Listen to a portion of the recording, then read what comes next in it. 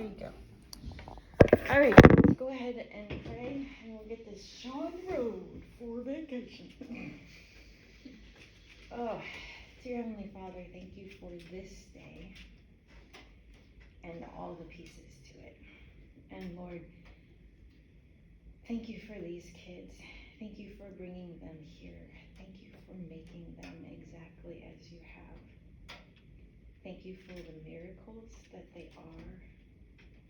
And thank you for what you're going to do through them, and how the fact that you created them, and I know they all came out of their mama's tummies, and I know that you can look at them within their families and you can see evidence of mom and dad.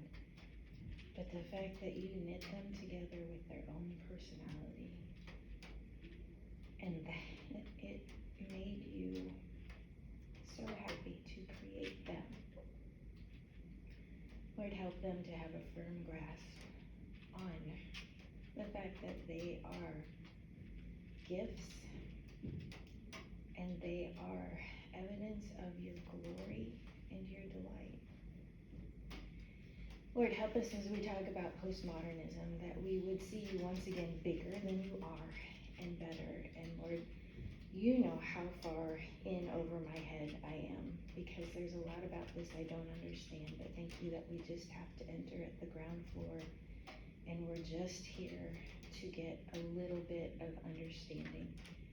And we do know that sin twists and turns, and it is nowhere a straight line. So help us as we walk through this, that once again, we would just see you bigger and better than what we thought you were, and able to handle everything that is going on. In Jesus' name we pray, amen. Okay, it's gonna be one of those days. That's all right. I put my spray on. Okay, so last week we talked about the draws of all the worldviews and the drawbacks. And I'm not gonna recap all of that, just keep that in the back of your mind.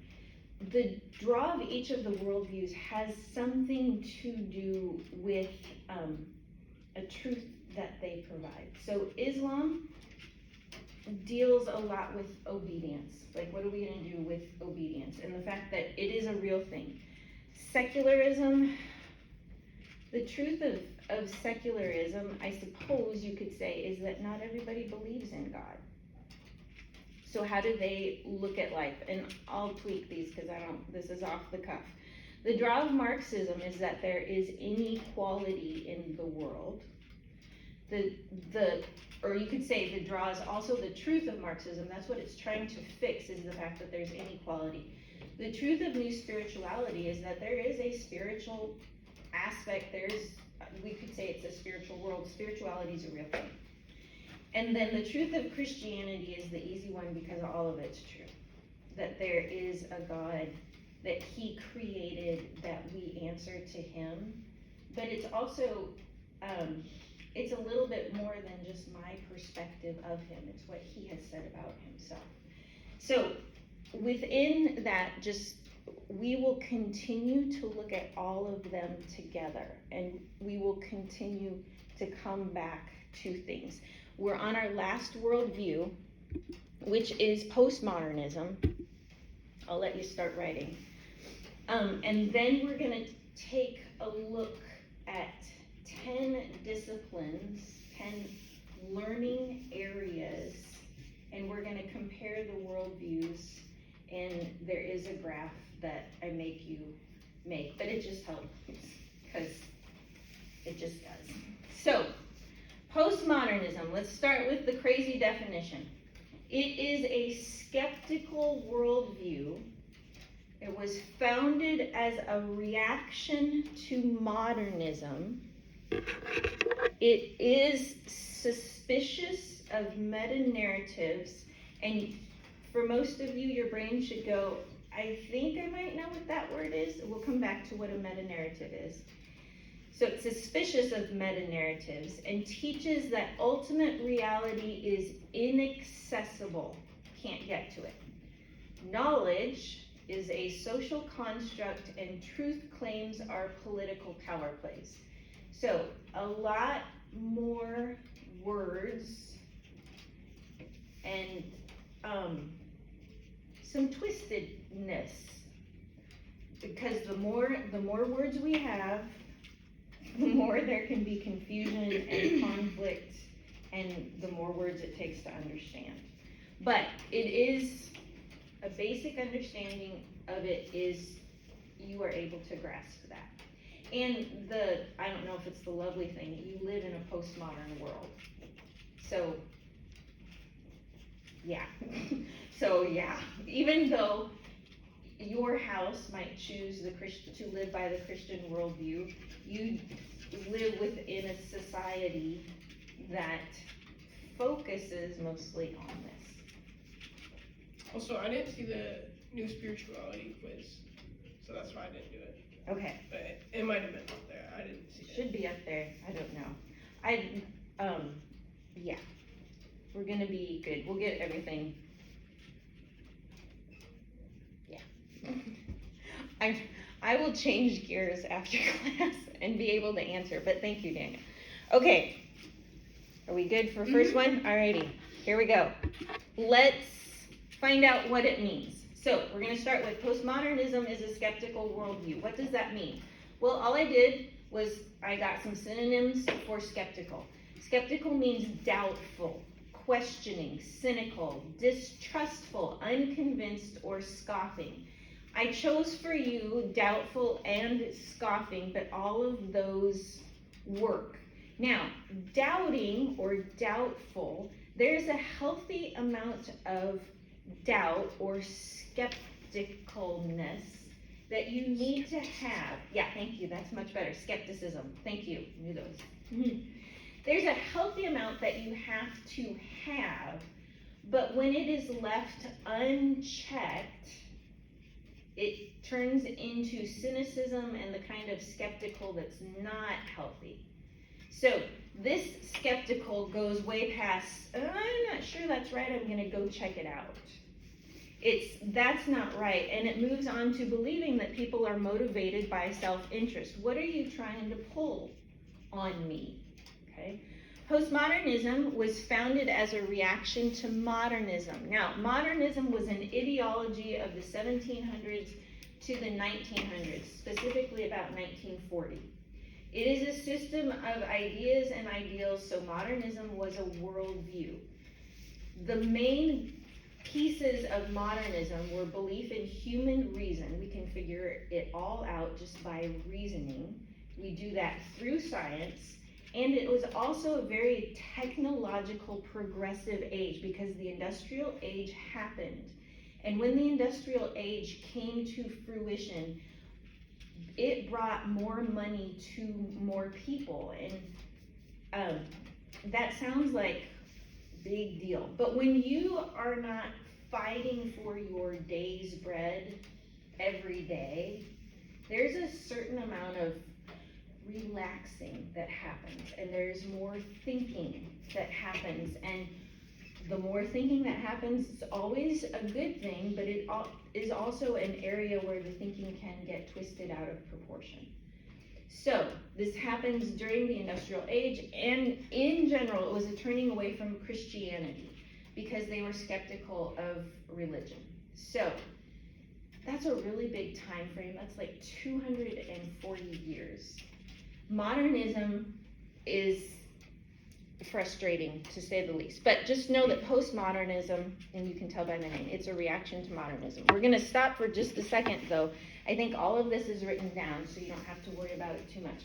What was wrong with modernism? So I had to jump into this to try and understand it so I could explain it to you. And really, the best examples of probably modernism and postmodernism are in literature and art, some architectural buildings, maybe, but as a worldview, it's really hard to pin down because it pops up between the 1700s and 1940s in different areas. It didn't like take over everything. It just, there's these little pockets. Because of that, there are no specific people that you can say, they were a modernist. There are people that like, well, maybe not. And also the definition of modernism is very vague, but everything about every definition that they gave was assumed to be true, which is kind of,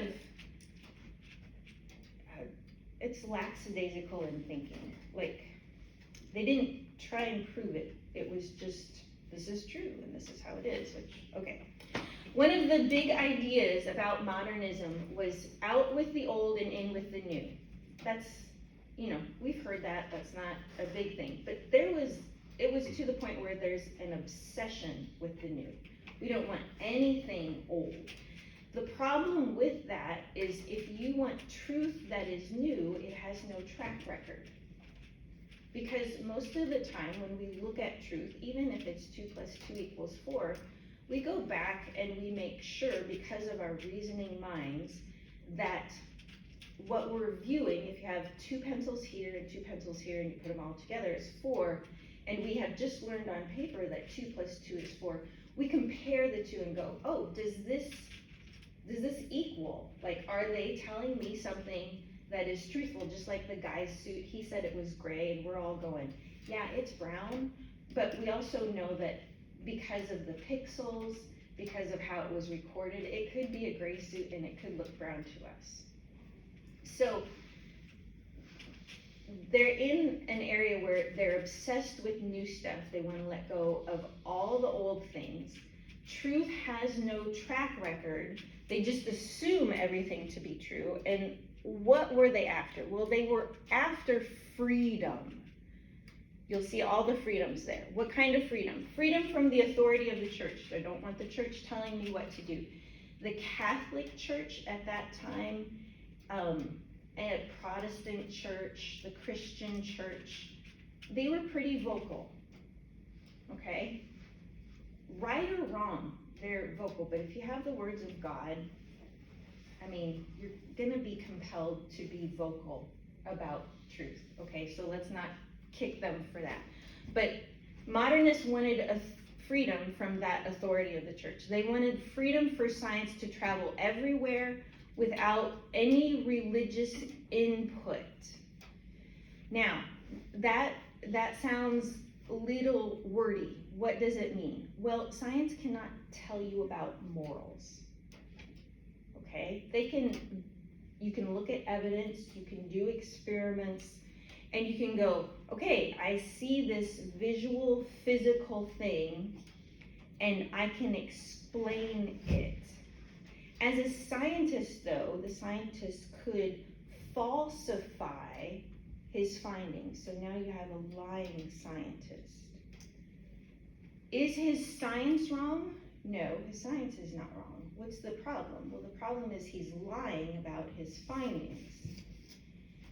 Now, why does that matter? Well, number one, he's lying about his findings, okay? And you go, there's something that goes off in your head, well, you can't trust a liar. Well, why do you think that? Because it says so, the church says so, right? Liars go to hell. I mean, if you just rough Bible, okay? Liars, and there's a whole list, the sexually immoral, people who disobey their parents, all that. There's lists in the Bible that say these people will have bad things happen to them, and in fact that they will end up in hell. If you just pick from the Bible and you don't take the whole doctrine. And they're going, and now, hey, wait a minute. You're going back to the church and you're going back to its authority. And I need to have the freedom to do my science without any of that. Which, you go, excuse me? What just happened here? But there's obviously a problem. It's uncomfortable, right? You know something's wrong, you don't know exactly what's wrong with it. It's like, well, if you did the science, why don't you just tell the truth? Which, that would be obvious. Well, but truth is from the church. So anyway, they wanted the ability to just do science without any kind of restriction or any kind of moral compass And that was actually, I mean, you can't do that. It's not possible. Then they also wanted the freedom of the state to not be bound by religion. The state, meaning government, the government to not be bound by religion. There were a lot of things that happened between the 1700s and the 1940s where the state made certain laws and rules based on, and one of them we still have today. So if Daniel got up and punched you, right, it would be called battery, right? And if we called the police and they showed up, what more than likely they would handcuff Daniel, take him out, and just assume that he's guilty before we say anything. Because men have more of a responsibility in the Bible and throughout the church. There's a precedent that has been over years and years. Now, if you got up, Kaylee, and you went and punched Daniel, and we called the police, once again, it would be battery, but what would more than likely happen? They would still arrest Daniel. Because more than likely, averages, statistics, it is the male who is the dominant one, not the female. Doesn't mean you don't have dominant genes, but they would just assume that it was Daniel's fault, and we would have to witness what happened, and we would have to convince them how it went down. Now, why is that there? Well, it's there because of what's in the Bible. Men and women, how God made them, how husbands are supposed to love their wives and protect them. Even when we talked about last year how women shouldn't teach, and if you look through history, and really that was just a social thing, it wasn't because women are stupid by any means.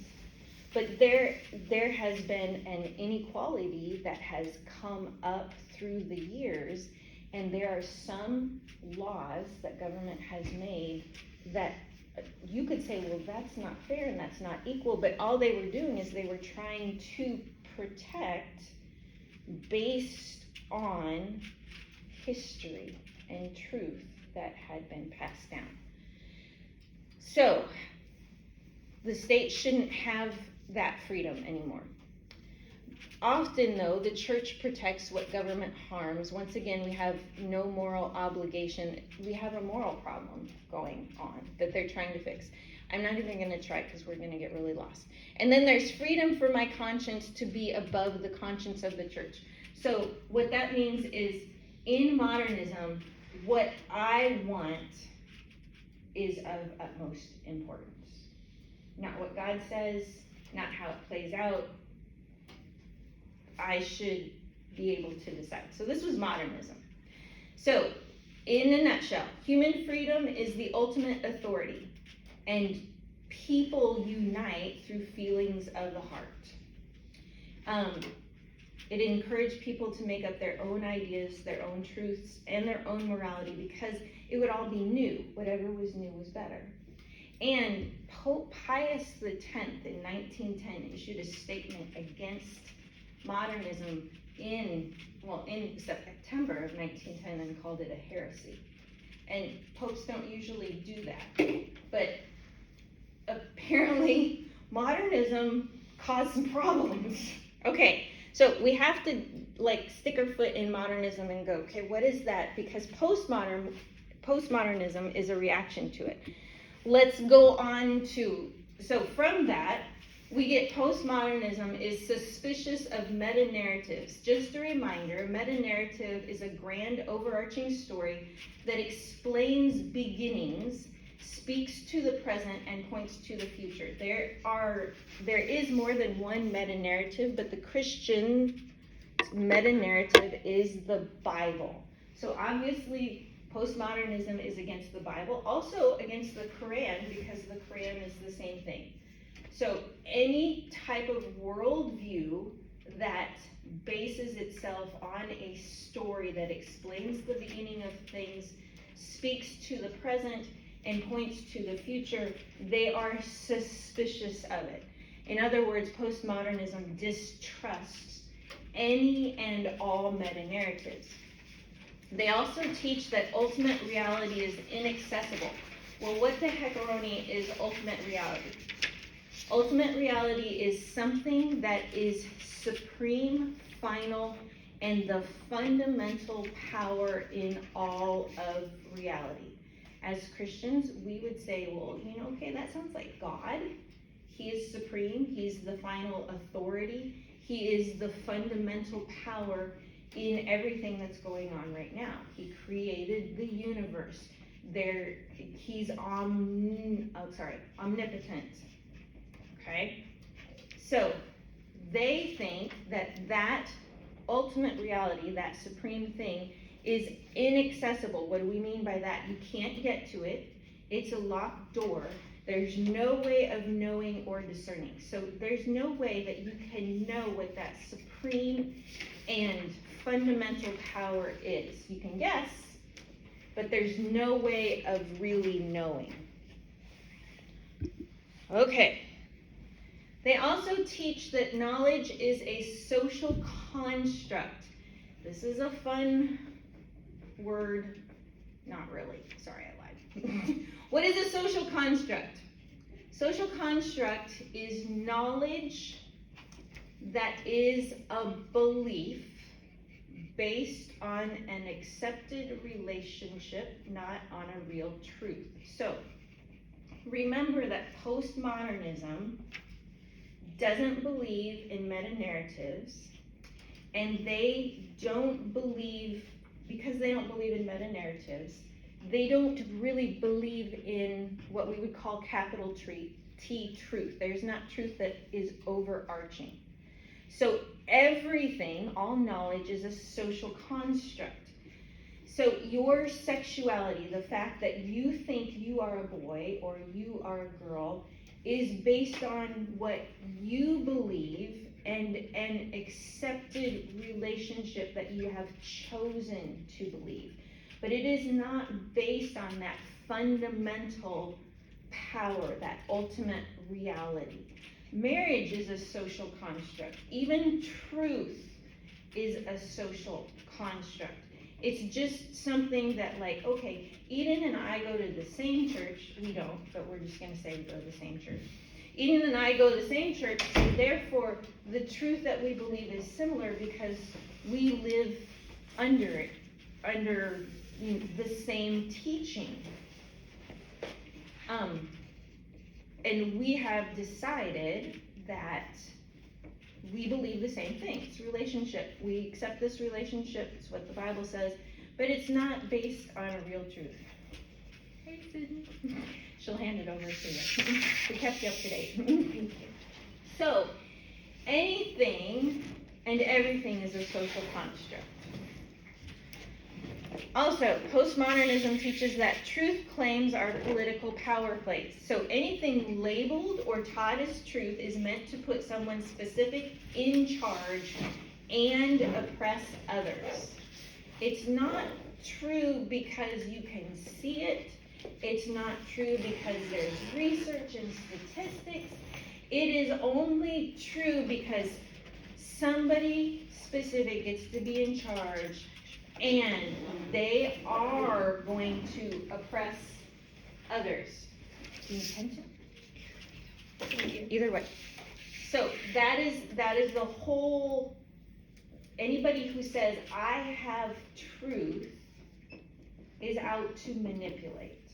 So this is the thought process of postmodernism, and you go, how'd you get so cynical? Why is this? If we go back and we look at some of the beliefs of modernism and how they wanted freedom to do all those things, which freedom is a good thing, but freedom has to be based on something. They took all the foundational stuff out of it. And so then, when you take the foundation out of freedom, it is not freedom anymore. It's really, how can I manipulate you to get what I want you to do without you knowing that I'm manipulating you? So it gets, postmodernism, the best way to say it is, it's just really twisted. There's a little bit more, I think. We'll see. Nope, okay, we made it all the way through the definition. Oh gosh. Okay, so key beliefs. You could call these pillars if you want. If we go back to the whole Islamic thing. They reject universal truth. Even down to 2 + 2 is 4. Okay, they reject it. They reject reason that applies everywhere at all times. And by reason we mean there's a statement and it's followed up by a visual confirmation of that statement. That's reason. When you go, okay, I heard the words, I'm thinking about them, I see it played out, and I go, yep, that works, or that doesn't work, that doesn't seem to hold up. That's the reason. So they reject reason that applies everywhere at all times. They also reject that humans can be objective, meaning without bias. Do you know what? That's true. We all have, well, part of it's true. We all have bias. We have grown up in families, in cities, in areas with certain rules, and so we carry bias with us. Does that mean we cannot be objective, though? I would say, I don't think you can say that, but then you have to be willing to, be wrong. And with postmodernism, the only wrong people are the oppressors. So once again, it's very twisted. So this is one of the truths within postmodernism. Yes, we have bias. Everybody does.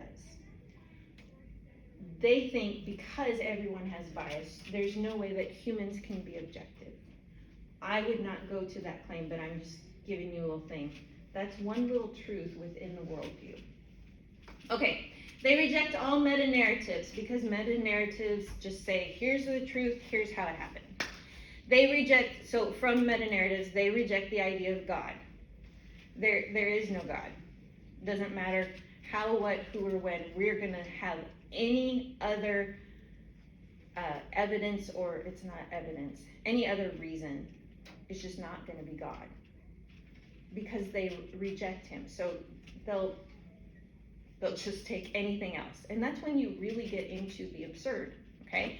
They reject the idea that we can design institutions that make objective decisions based on reason. That goes back to number 3. If humans cannot be objective, then we can't have institutions that are objective, because we're all full of bias. What's an institution? Well, the family is an institution. Church is an institution. The government is an institution. If you set up a business and it's like incorporated and you have branches everywhere, that's an institution. Okay, education is an institution. Don't let institutions scare you.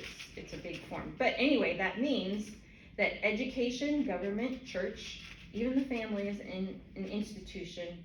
They're not objective, and they can't be objective. And they reject any type of neutrality. Like, all of a sudden it's like, where does that come from? Well, you can't, we would say you can't sit on the fence. There's no fence available, because, usually the safe spot, like, when you're not sure, it's like, well, the answer is yes and no. We do that a lot, because it's easier.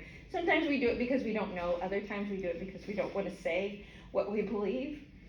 But there's no fence to sit on. You either are or you aren't.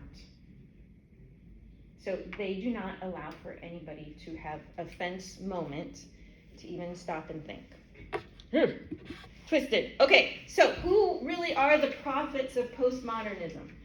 Okay, just like modernism covered 240 years roughly, postmodernism has been around since the 4th or 5th century. The first guy who kind of tried it on for size, some of the first records that they have, his name was Gorgeous, which is hilarious. And I'm pretty sure that's how you say his name. I might be totally wrong.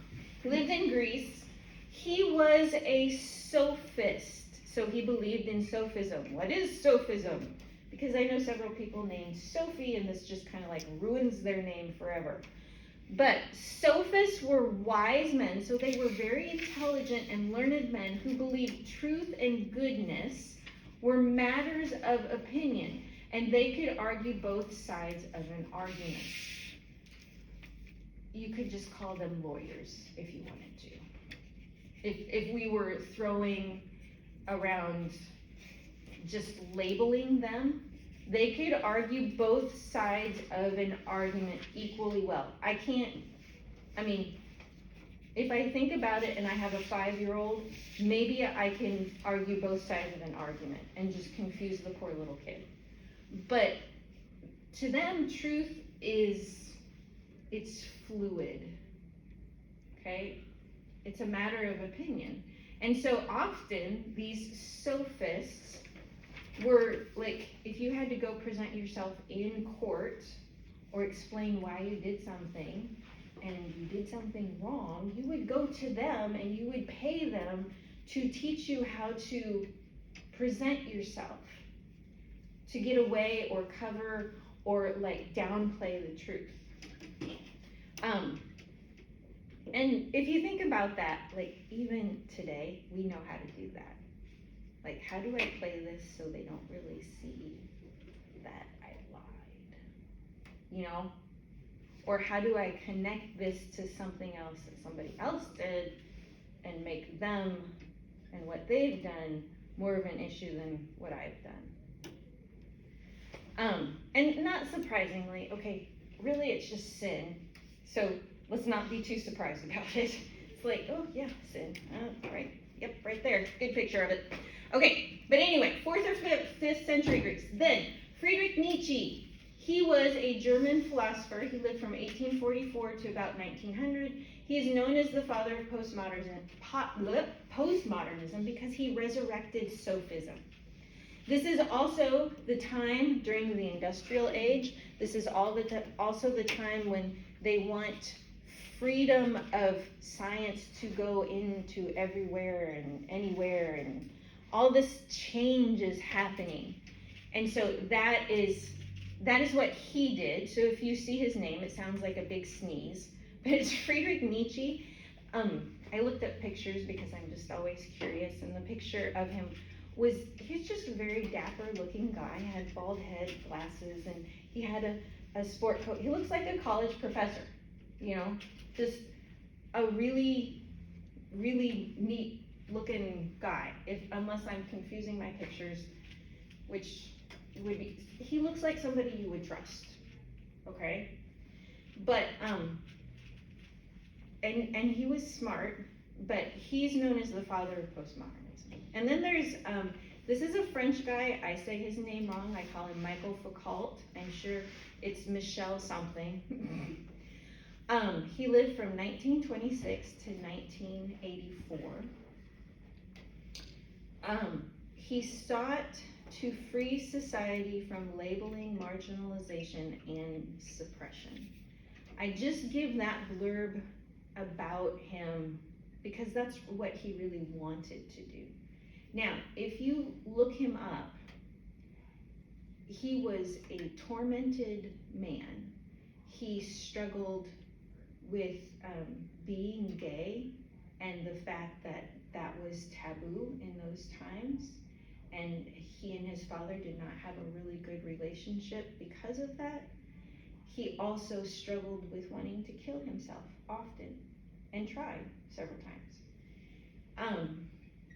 And yet he had this magnificent mind that God gave him. So if you look him up, just be prepared. He had a lot going on. I guess that's the nicest way to say it. Now, we all come with thoughts on his lifestyle and how he chose to live it out, and especially when somebody tries to kill themselves more than once. I mean, all of us, because of research and because we live in this day and age, we would go, I think you need help, right? I mean, that's just, my dad tried to kill himself once, and that was enough for me to go, I think you need help, and it's okay to say that you need help. And like, it's just a whole, there's something going on that has overwhelmed them, obviously, right? Now, many of you are not going to be out of an environment, like you're not safe from that. Nobody is safe from that. So there are a bunch of emotions, and there's truth in there, and I can't help but believe that God was trying to get his attention. Now, I did live in 1984, but I'm just saying there's a whole lot of stuff to sift through there, and it would be really hard. It'd be really hard to understand. But this also just kind of gives a bunch of weight to postmodernism, to the manipulation of institutions, to the fact that there's no truth. It just gives a whole lot of evidence to everything that postmodernism believes. And I don't know, I just always feel bad for him, and I can't help but tell you that. Sorry. Okay, so how do they do what they do? Well, they deconstruct language by, that's all via means, structuralism and post-structuralism. We're not even going to talk about what those two things are. Just know, if you see them in capital letters, that's how they deconstruct language. Why do they want to deconstruct language? Well, it is a method of literary analysis. So I'm going to analyze what is written. It has no respect for the author. So I'm just going to read what you wrote, and I'm not going to pay any attention to the author because it's about what I think. And my goal is to ferret out hidden meanings or multiple meanings. That means it's ambiguous, because words are just about words. They're not about the world. And since words are from my perspective, they are about me.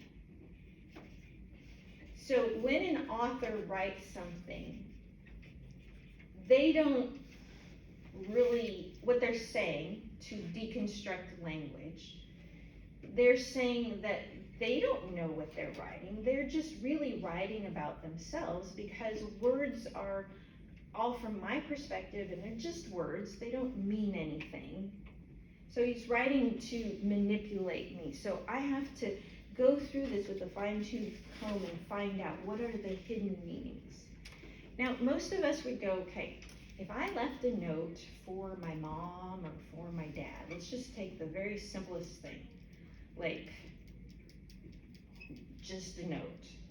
I'm the author of the note. I'm going to write it. Like, I'm going to the grocery store, be back soon. What do I mean? I'm going to the grocery store. And I'll be back relatively soon. Like, I'm not going to be gone for days, because I'm the author of the note. And we'd go, why authors usually know what they're talking about. But not, if they can take that note and they can go, ooh, grocery store doesn't mean grocery store.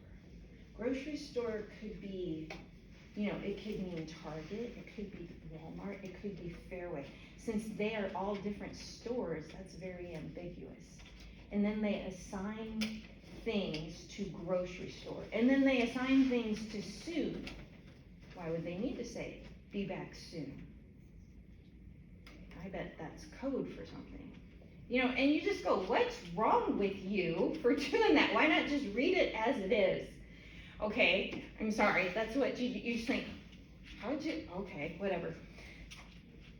That's what they do, they deconstruct language. Now, here's the weird thing. I had a college class that did this. English, it was poetry. We deconstructed everything. you take the stanzas apart and you get to assign meaning to what that word meant. There was one that is the phrase, beat time on his head. I just remember that part of the poem because we spent 2 whole class periods talking about how that was child abuse. I'm like, how'd you get from beat? Now, the words beat time on his head could be, you could also have a stick and you could just be going bonk, bonk, you know, I don't know, there's multiple meanings, and not once did we ever go and look at the person of the author and any information about them. It was all, what do I think this is?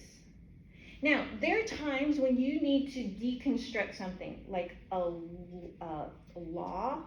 If you guys, when you get to move into an apartment, or you move out and you move into a house, when you buy your first car, there's all this writing that you have to sign, even with your phone contract.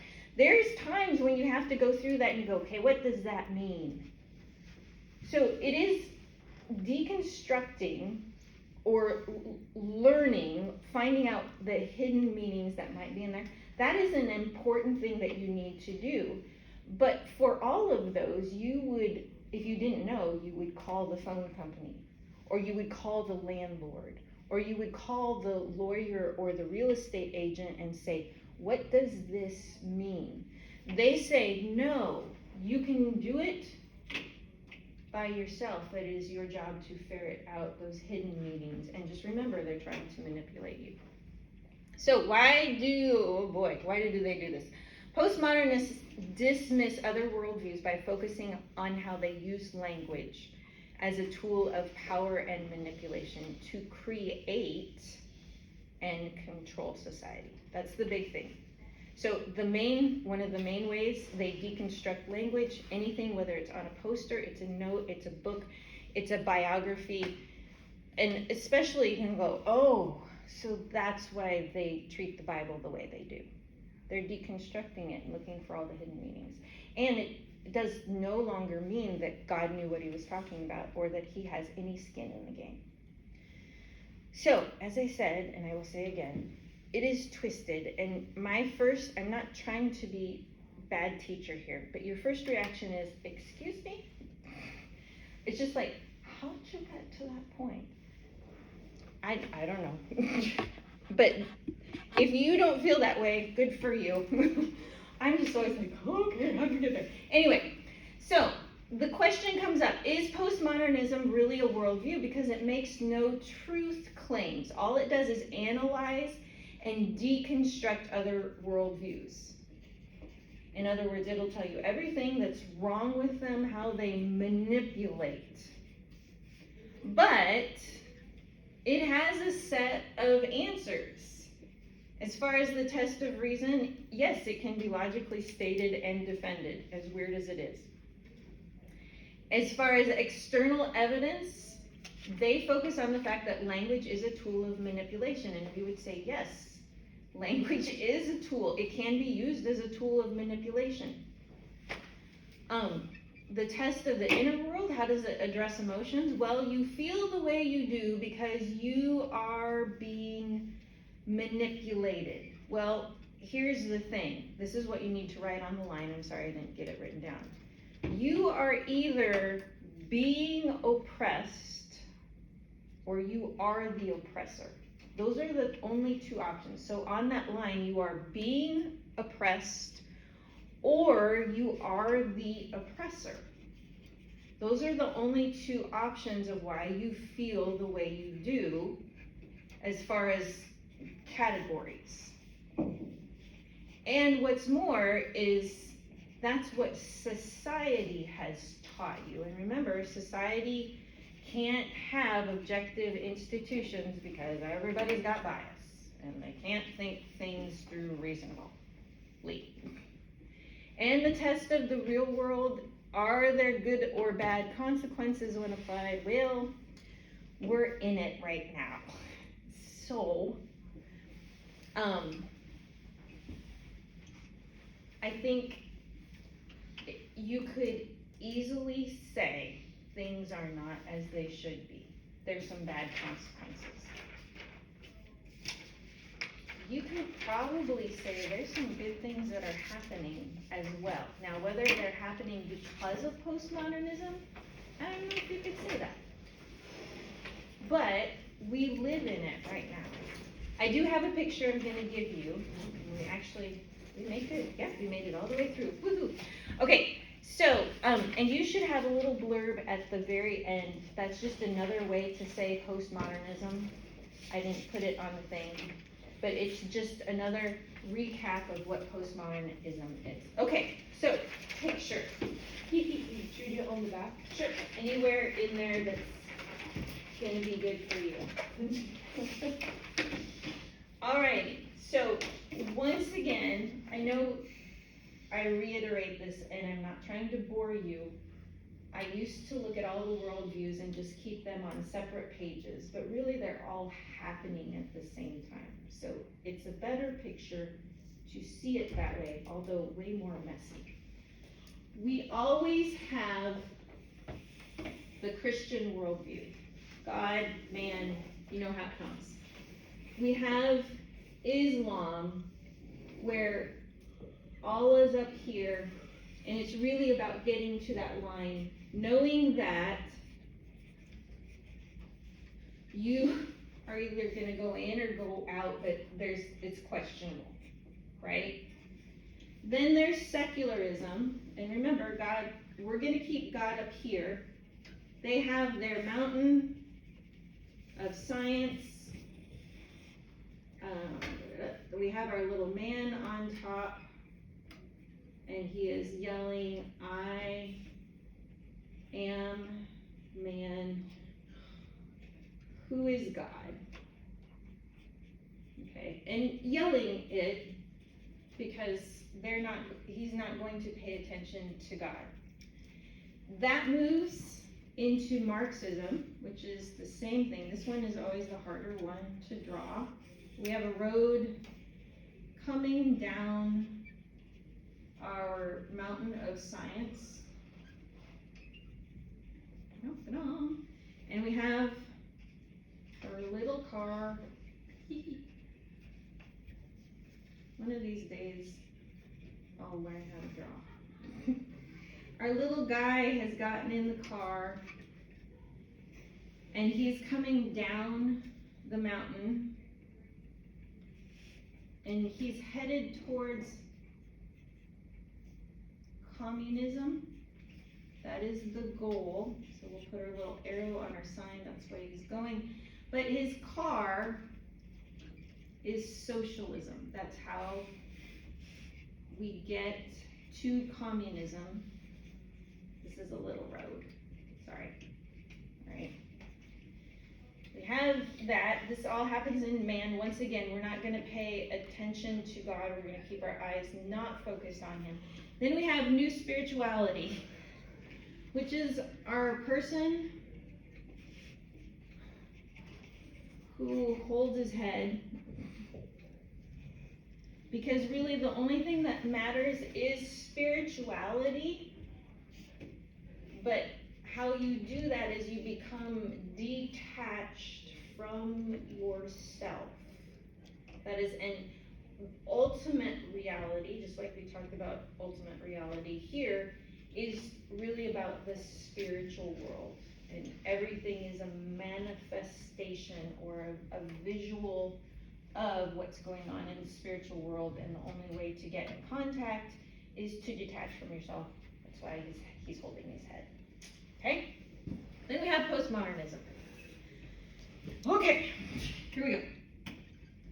I'm gonna put man on a chair. This is a really big chair. Okay, I have to think. Head over here, butt, legs. Okay, got that much. We have an eyeball, we have an angry eyebrow, and a straight mouth. And we're gonna put our elbows here. getting better with him. Now, why do I do this? Number one, he's looking at all the other worldviews. And he is mad because in his mind, it's all manipulation. There's no truth. And so he is going to deconstruct it, he's going to pull it apart, he's going to point out everything that's wrong. The unusual part about it, though, is he sits in a chair. Postmodernists still drive cars, they still have phone contracts, they still pay bills, even though there's no capital T truth. They still live in the world where people have capital T truth, like if you don't pay this bill, I don't care what your truth is, you're gonna owe me more money and I'm gonna take you to court. They live in that world. They still wear seatbelts. Although you can't, to them, you cannot prove to me that I'm going to be in an accident and that I'm going to die because you don't know. So why should I wear my seatbelt? They still wear seatbelts. So they are aware of the research. It is how they look at the rest of this, though. So, there was one other thing I was going to say, and now I can't remember what it was. So, apparently it wasn't that important. I know postmodernism is really twisted, and it's kind of wonky. Life is kind of wonky too. What are you hearing? What were you able to grab and take from this whole postmodernism idea? Sydney? That basically they just don't want to believe anything, like they don't want to believe like there is truth, they just want to believe whatever they want, like they just want to get away with everything. Yeah, and they do think they're right, and that everybody else is wrong. You will often hear the phrase with postmodernism, that's true for you but not for me, okay? And if you don't rejoice or celebrate me and my new beliefs, then you're oppressing me. It's not really that you can, it's not fair for you to say, I don't believe that, I don't think that's a good idea. Which, that makes it scary for us, but all the more important for us to say, I'm sorry, I don't think that's a good idea. What about you, Kaylee? I would say the same thing along Sydney, just like the capital truth thing. That they always want to make up their own and not believe that there has. But I would say that your thing that you described about how they are still living in a world where they have to do things that go along with other people's truth. That kind of spoke out as well. It has to be the graciousness of God to allow people to live in his world that he created and still yet ignore what he says. Like, there's something, it doesn't make him not aware, he's very much aware and he is active and like all those things, but you know, here's the hallelujah, I'm not God, but if I was God, I'd be zapping people and like, nope, nope, we're not doing that, no. And he's not afraid of it. Because it's really twisted, but yet they still hurt. Maybe that's more of the point behind that Michael Foucault is like, they ache, and they find out, I would hope, that their postmodernism view does not speak to them, it does not answer the questions. That would be graciousness, to find out that it doesn't really work. Eden, what about you? When Kaylee was saying how, like, they can't actually, like, how they are still living with other people's truth, it kind of reminded me in the book when it said, like, no postmodernist actually lives how, like, out their beliefs because it's like impossible, like you just can't basically. Yeah. Which I think is like really interesting. Just you can't actually live out your own worldview because it's just like impossible. Like You unless have you to- like want to like seclude yourself in like the middle of nowhere and like Yeah. make your own like I don't know way of living, but like if you live with other people, like it just doesn't work. Which is, I think that's my biggest like, huh? Yeah. But, and I don't mean that to be rude, and it really is, and I have to, like, when I hear things, I have to remember, no facial expression is always better than a bunch of facial expression until we get to the part where it's, accepted. But it does, it just makes your brain go, wow, well, okay. What about you, Daniel? And then I'll let you go. I don't know. Give me something, because I know your brain, well, I don't know your brain, I haven't looked at it, but you come from a family of thinkers and discussers, and since God made you, I'm pretty sure your brain is thinking.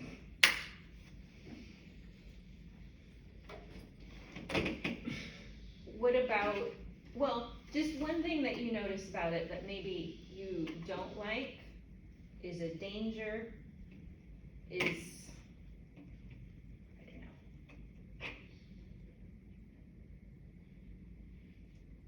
or is it just like so big that it's kind of hard to, it's hard to even categorize?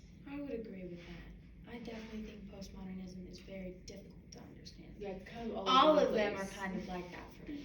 Like, it's because it's not my religion or something that I choose to believe in. It's very hard to understand. Postmodernism would probably be the number one that I don't really understand. Yeah, it's all over the place. Mm-hmm. It's like a little, kind of takes like a little bit of like secularism and a little bit of like new spirit. Like it takes like a kind of a little bit of everything. That one weird video, I think it was 3 minutes, it said secularism got married to Marxism, and that was really weird, but it's a really good picture, even though it's like disturbing. I'm like, ew. So true. It is, you don't know where the beginning of the thread is to even grasp. So different from Christianity, where God says, okay, here's the beginning. And even different from Islam. Okay, I'm talking too much. Get out of here. Thank you very much. Here's notes. Oh, cool, yes, perfect. Very kind, yes, because I'm sending her. Yes, I'm good. No, you're fine. I should have taken you out just to talk back and forth. You're just like, no. You're not living today. Thank you. Have a great rest of your Yes, you year. as well. You too. Enjoy your days off. Hello. So bad.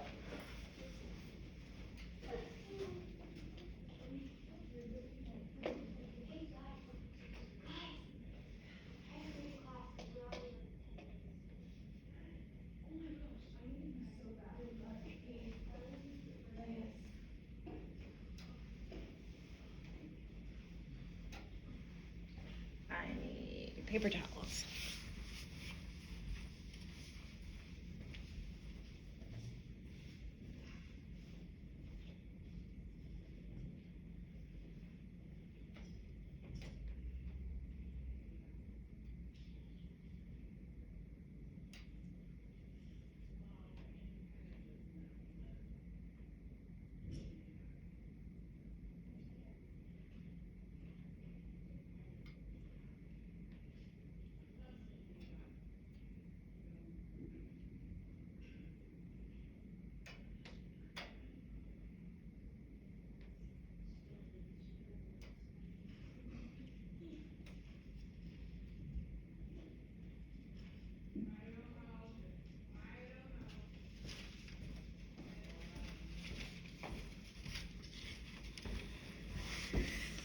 Sorry, Sydney. When I told them to leave, you can stop the video. Sorry, Rachel. I did it again. Sorry, Rachel.